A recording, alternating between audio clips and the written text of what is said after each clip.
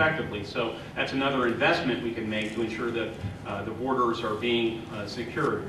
The final thing I'd say is something that seems to be neglected in the debate too often, is approximately half of our illegal population. As of 2005, the number was about 11.5 million illegals in this country. Half came here legally on student visas and work visas, but overstayed their welcome. And what we find is that people come into this country, they present their paperwork, their name is checked off a manifest, and they go into the country.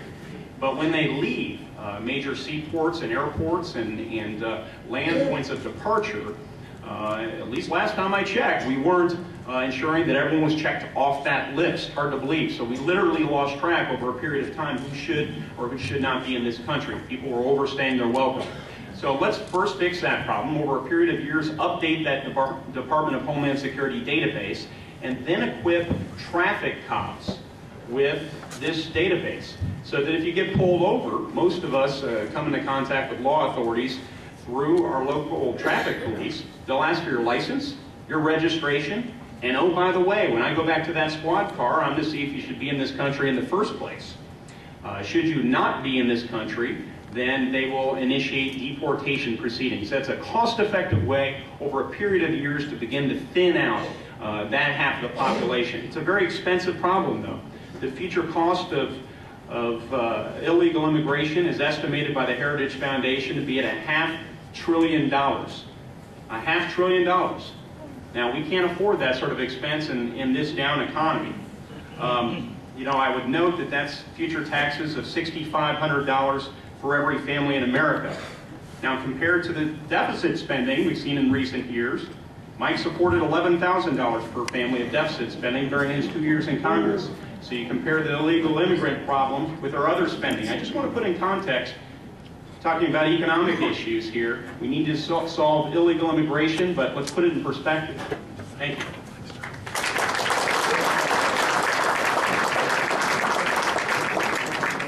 As your congressman, I will fight to completely secure our borders, build a literal fence, and enforce the existing immigration laws already written on our books.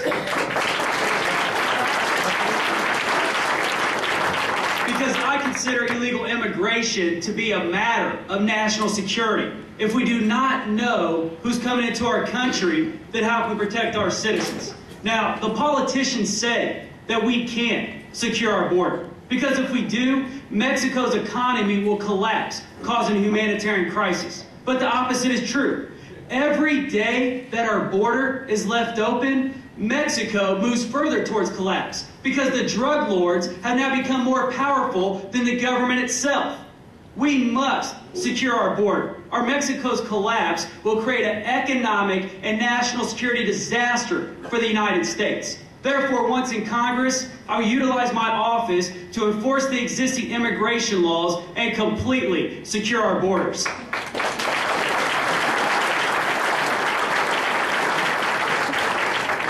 On top of that, I do not support amnesty whatsoever.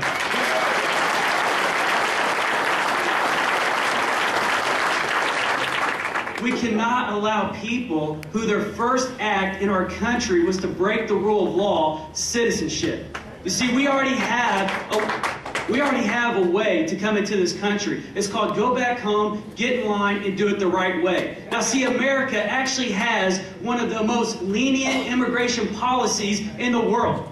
You try to become a citizen of another country, good luck. See, because of that, America, we do have it the right way. And so because of that, we need to have people go home, do it the right way under the rule of law. And that's exactly what I'm going to fight to do as your representative.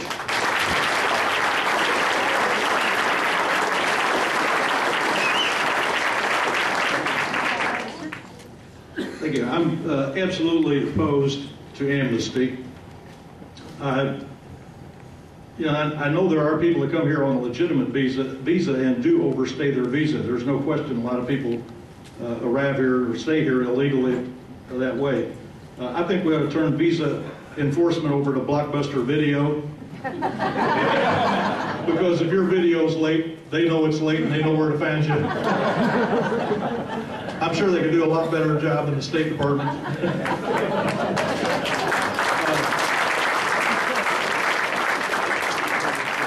I was in Congress, part of the money we spent was to secure the border. You know, I went to the border. I went to Nogales. I was actually in a sanitary storm sewer at 11 o'clock at night with a flashlight and a Border Patrol agent so I could understand how people illegally come across the border. I was in Smuggler's Gulch, which is south of San Diego. I talked to the commandants at the various sections along the border. We passed funding for a physical barrier where a physical barrier made sense. They said in the western desert of Arizona, for example, it makes no sense to have a physical barrier. It takes anywhere from 3 hours to 3 days for an illegal to arrive at any built-up area whenever they come in through the western desert. All the Border Patrol needed was mobility and information. If they knew they were there, they could interdict them. In fact, they said a physical barrier would be more trouble than it was worth because they put it up and the other folks would take it down and they'd have to go out and repair it. So they wanted an electronic fence in some areas where a physical barrier didn't make sense. That was the biggest disagreement that the president and I had was over illegal immigration. It does no good to deport people, frankly, as long as your border is open. I mean, if it's a sieve, and in fact, it turns out that a lot of people that were deported were back in the United States in three weeks to a month. So you have to first secure the border. I was also very disappointed that he didn't pardon the 2 Border Patrol guards.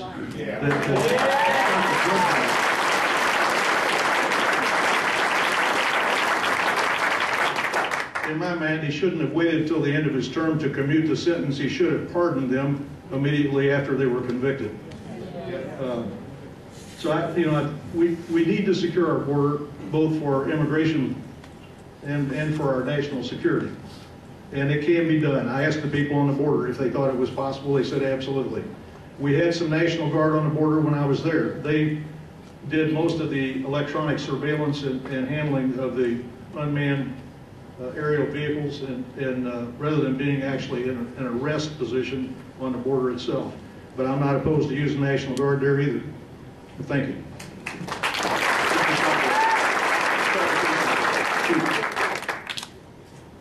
You had said you were against having a physical barrier. No. I said it doesn't make sense in certain areas. everywhere along the border. In certain areas, I agree. I've been in that part of the world, so I understand what that's like. However, you also then said, well, we need to secure our borders. How then do you suggest that we do that? You do it with an electronic. We were using Vietnam-era sensors. Now, the Vietnam-era sensor will tell you there is movement, but it won't tell you what's moving. You know, it won't tell you if it's a 4-legged coyote or a 2-legged coyote that's bringing people across the border. So what you had to do is go out and look every time you got some information from a sensor. So we needed to update all of those sensors, and in some cases you use an unmanned aerial vehicle so you could actually spot people coming across the border and give the Border Patrol the mobility, the helicopters, whatever they need to interdict the folks once they see them coming across the border. They're just saying that in some rural areas, very rural areas, a physical fence is really not of much use to them. In fact, it's even detrimental because they would spend so much time working on the fence, it would be less time interdicting people that were coming across illegally. But yeah, you have to, in Nogales, for example, you can literally throw a rock from America and hit a Mexican building. If you didn't have a physical barrier, there'd be no way to stop illegal immigration from coming across the border. Western desert is an entirely different environment. Thank you, sir. Mr. Warren? Okay, well, first off, I have to agree with Mike on that. Using new up-to-date sensors and things like that, absolutely out in the deserts is the way you have to go. And like Todd said, UAVs, absolutely. If we've got this technology, we need to use it. It's very important that we take and turn the whole thing around, because what we've done, we sat there and we've made I want to say, a farce out of our borders. It's plain and simple. We're not really protected. We've got the border agents who prosecute for trying to do their job. I mean, that's crazy. You don't do that. That's just absolutely insane. Now, what I would like to say